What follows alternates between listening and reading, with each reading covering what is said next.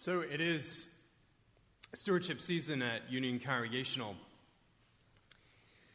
And I say that and also acknowledge that it has been said that the best part of watching church on television is that you get the music and the preaching, and yet the offering plate never seems to make it to your recliner. It is a magical thing.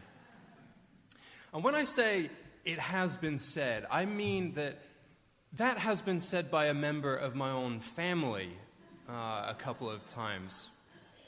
Thanksgiving dinner is going to be hosted by us at the church this year, not at a family table, in the church this year. So just an invitation to all of you for that. So preachers and churches have a reputation. If you are visiting us for the first time, you may walk away offering the familiar mantra, preachers, all they do is talk about money. I would just like to say that for me, I've been here 5 months. This is the first time I have talked about money in 5 months. When we talk about stewardship, we will often give the 3 T's, time, talent, and treasure. And they're all fundamentally important, not just to the health of the church, but of course they are fundamentally important to our own well-being as individuals. We all have a need to be generous in some way or another with our time and our talent and our treasure. And as with time and talent, treasure does not actually have concrete rules attached to it.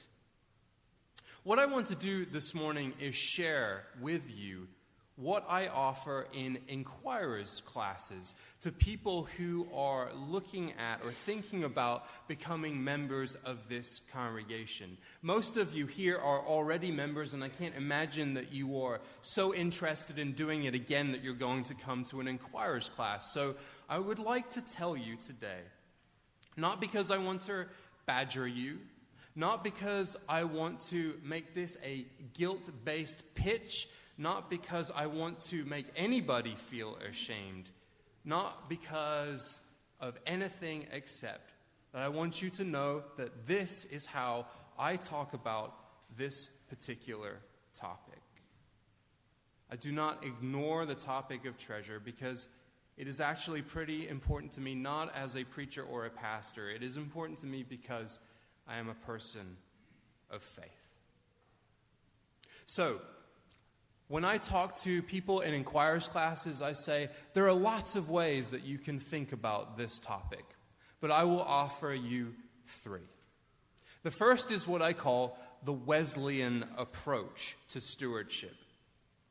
300 years ago, John Wesley noted how easily people discuss financial wisdom, investing strategies, debated how to make the best use of their money everywhere except inside the church walls. People would talk about these things and then they would come through the doors and that's where the conversation would end. We'll talk about anything and everything else. And I'm often in the same boat. I don't talk about this a lot in church, but Wesley decided that it was time to talk about the topic of money in church because of an epiphany that he had. One day he was staying in a room, and the room had a maid. The maid came in to do a little bit of cleaning. It was very cold outside. She had just a thin linen garment over her shoulders. He thought, I would really like to buy this lady a coat. He reached into his pocket for some coins and realized very quickly that he did not have enough in his pocket to help her. That empowered him to think more concretely about his threefold approach to stewardship, to what he called the Christian wisdom and right use of money. That is, gain all you can without hurting your neighbor, of course. Save all you can. Don't throw precious money into the sea. And give all you can. It is that give all you can approach that I find particularly helpful. What Wesley believed was that if you have a surplus, if it is truly a surplus and you don't need it, why would you hang on to it? You would consider giving that to somebody else. So what he did was he set about creating a mission statement for himself and for his family. He asked himself, what do I need? And when he asked that question, what do I need? It wasn't like, I need to live in a cardboard box with just a few drops of water and a couple of crackers each day. No, he thought about clothes. He thought about real sustenance, nourishment. He thought about true shelter. He did not deprive himself of material goods, but he did think about, what do I need? He came up with a sum. He decided that in order to live out a year, I believe in 1731, he would need 28 English pounds to make it through the year. The first year after he created this little mission statement of his, he earned 30 pounds. He kept 28 for himself, and he gave 2 away. The next year, he made approximately 60 pounds. He kept 28 for himself, and he gave 32 away. The next year, he made 90, and you can see how this is going to go. He kept 28 for himself, and he gave the rest away. There was a year in John Wesley's life where his income was 1,400 pounds. He lived on 28 and gave the rest away. How do you know? How do you know when enough is enough? I don't know about you, but if you're like me, I never have enough. How much is enough, Dave? I don't know. I think more is enough, though. How much more? Well, 10% more. 10%? Are you sure? Well, maybe 20%, 20%. Well, maybe 40%. Maybe 400%. I'm actually not sure. All I know is that the answer for me is always more. I'm like that Saturday Night Live cowbell sketch, right? I have a fever and the only prescription is more. The church can be like that too, can't it? How much should we give? More. For what? Don't know, just more. Why? Because more. Always more. The answer is always more. The church, and any institution really, and us as families and us as individuals would benefit a great deal from the Wesleyan approach. How much do you need? That is a legitimate, honest question to ask yourself, is it not? How much do I need? What will truly make me happy? The second approach is one you already know, the percentage approach. I offer the percentage approach in Inquirer's classes because that's easy. It makes things simple for us. 10%, 5%, 15%, whatever the percentage is. If it's a percentage, I know how to do that math. That is incredibly helpful for someone like me. The Christian theologian Anthony Robinson suggests that the tithe, 10%, can be used in more contemporary terms. He finds it helpful to tell members of churches that there is such a thing as a modern tithe. Offer 5% to the church and 5% to other nonprofits that you feel comfortable giving to. And there you go. There's your modern tithe. The third way that I approach stewardship is using what I call the federal approach or the W-2 approach. What that means is that each year, because I don't want to go to jail, I send all my forms into an accountant. And he, in this case it is a he puts all the numbers together into a computer program and it spits out all the right forms, and all the right forms end up going to the government. And I give him a little bit of money and there we go. I'm all set for another year. He sends the documents back to me and I look for 2 numbers specifically in my tax returns. The first number is how much money I paid in income tax in the last year. And the second number I'm looking for is how much money I gave to charity. How much I was able to deduct because I gave to charitable causes. And the reason for that is this.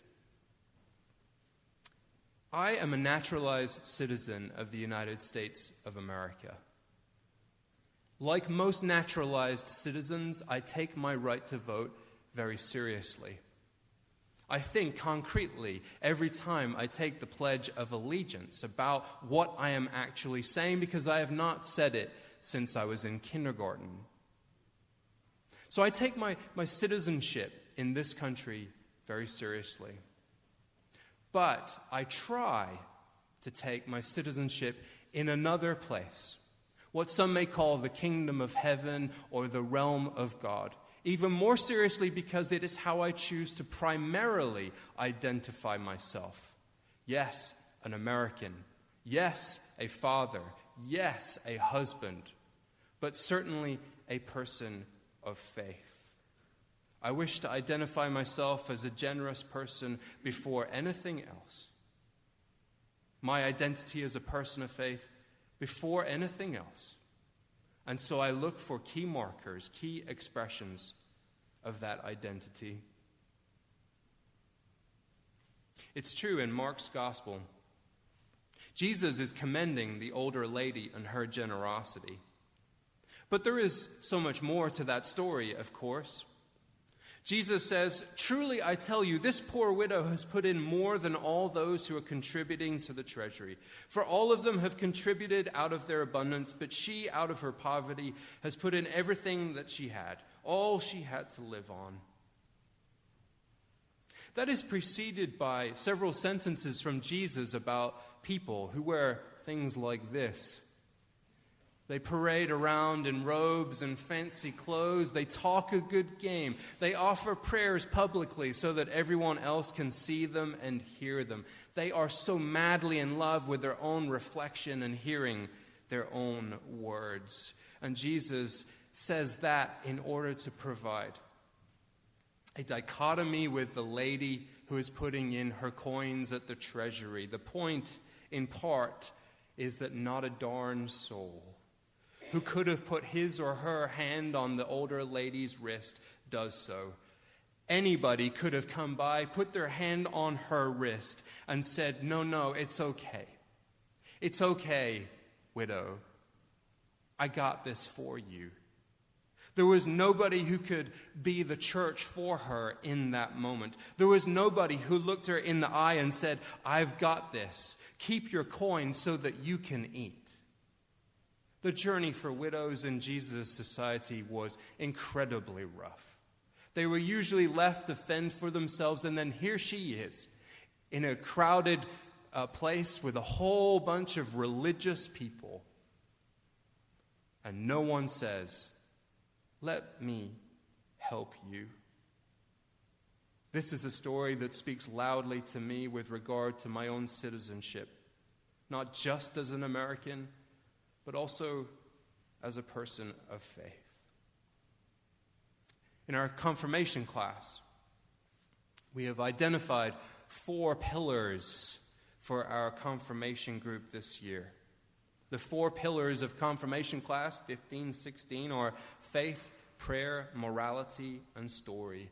What is the story that I wish to tell? Am I a moral agent in the world? Am I a person of faith? Where am I going, and how will my prayer life accompany me on that journey? What do I want to be? What do I want to get out of life? What are the prayers that I offer with all of my life, not just my lips, but all of my life? And so often when I talk about such things, I pretend that my finances are completely divorced from those questions.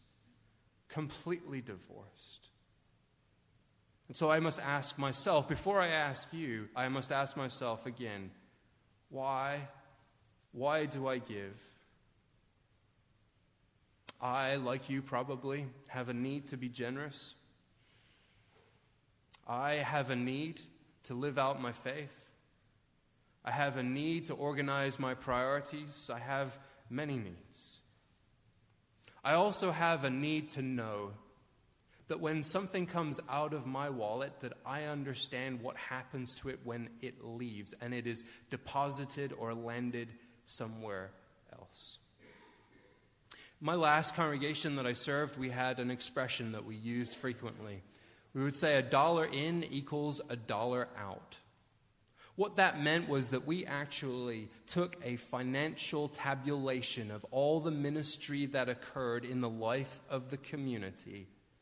We took every volunteer hour, every act of ministry, every good that was donated in kind, and we attached a financial value to that to demonstrate clearly and concretely for the members that when you left $1 in the offering plate, it clearly translated into $1 of value of ministry, $1 of ministry back out into the broader community. When you pay for a light bulb, you are helping to pay for a memorial service that happens here. When you pay for the heat bill, what you are actually paying for is the SMART program and all their wisdom and all their mentoring abilities and all the help that they offer children to happen here. When you pay for a salary like Betsy's, what you are doing is empowering and enabling children's ministry and ministry to parents to happen here. Interfaith Hospitality Network just stayed here this past week. We have just talked about helping a refugee family in this community. Ted Odell, a couple of weeks ago, talked about Christine's Kitchen. I just mentioned confirmation class. Look at the amazing work that our youth directors are doing on the retreat that they just held and the Soul Cafe that they will have tonight. We heard the musicians and their incredible talent at the Art Museum on Thursday night and in here this morning. My children with Christine a few weeks ago. Stomp, stomp, stomp, stomp. Somebody's knocking at the door. Stomp, stomp, stomp.